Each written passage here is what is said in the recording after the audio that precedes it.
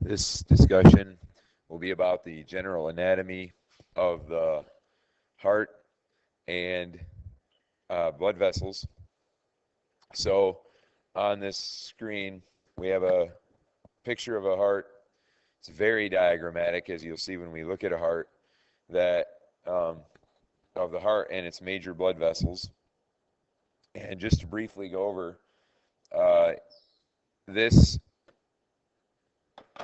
this here is the right atrium. Atria don't look like this for real in a heart. And you'll see if when you remember looking at a heart or have seen a heart that they don't really look like this, but it's shown as a chamber. If we would start here with a blood cell, blood moves from the atrium to the ventricle in that order. This is called the right atrium and this is called the right ventricle. Remember that on the patient, this would be the right side of the heart.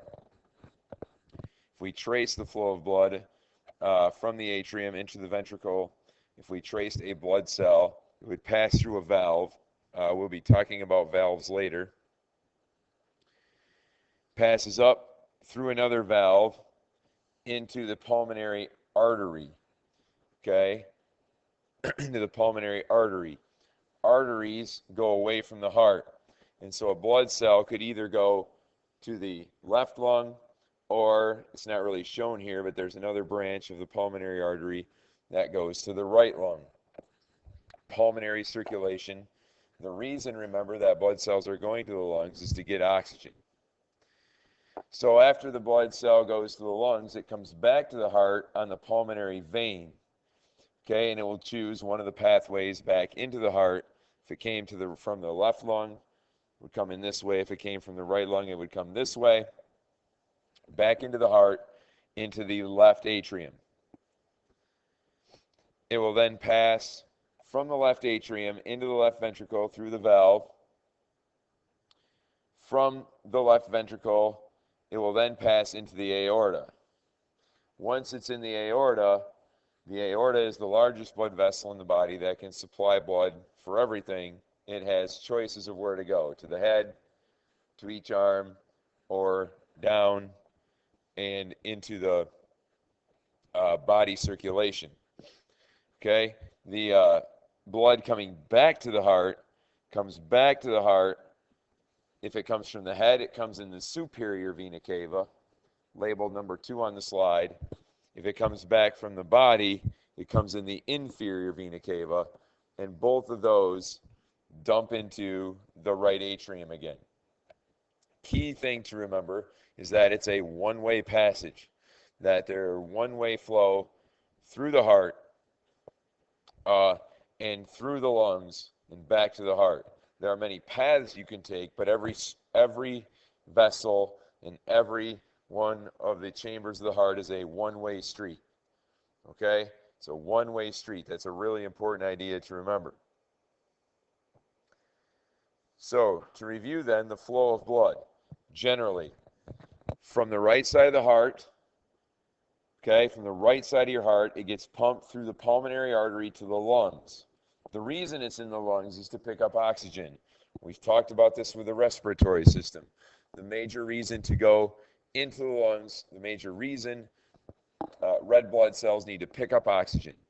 Then it goes back in the pulmonary vein to the left side of the heart, from the left side of the heart into an artery.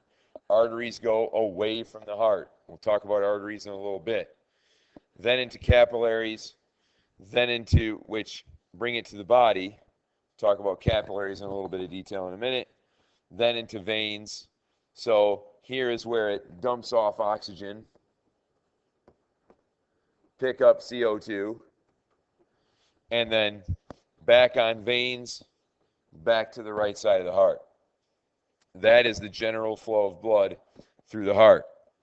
Now I'm going to skim ahead in my PowerPoint to get to the arteries, veins, and capillaries thing.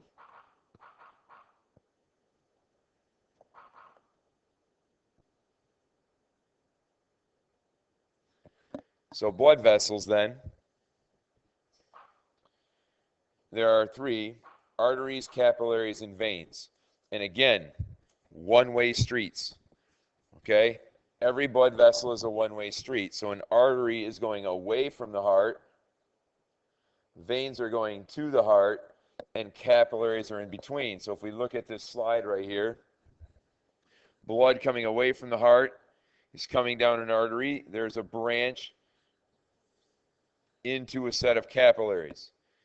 This is like the unloading and loading and unloading docks of a factory. The truck pulls in, dumps off its stuff, although remember it's constantly moving, so it doesn't really dump off.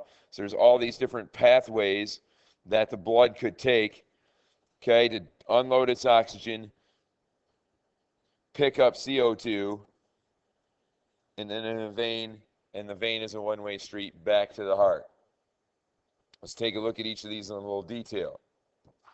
An artery is a very thick-walled muscular vessel. On this slide here, they're showing you the musculature around an artery. Okay? Why would arteries have muscles around them? Well, they can constrict and dilate to regulate, I apologize if that word's spelled wrong, to regulate blood flow. Okay, so an artery will constrict if there's less blood needed and dilate if there's more blood needed. And you see this reaction in your skin when you're cold or hot. Okay, when your skin turns red, it's because arteries have dilated to allow more blood into that area. And arteries carry blood away from the heart. Capillaries occur in capillary beds, generally. Okay, their walls are a single cell thick. A single cell thick. So they're very, very thin walled. They're one blood cell in diameter. So blood cells go through the arteries one at a time. Or I'm sorry, through the capillaries one at a time. Interestingly enough, in front of at the end of each capillary are things called precapillary sphincters. These are muscles that can, if they constrict, okay, if they close, blood can't go into the capillary bed, so blood goes on through and back into a vein. Again, really important ability of the body to control where blood is needed. If for some reason these areas don't need oxygen, then these sphincters can close. Or in a time when you want to divert blood from one area to another, you don't need all the blood going in through here and spreading out, so it goes through here and back to the heart, increasing the volume of blood in other places.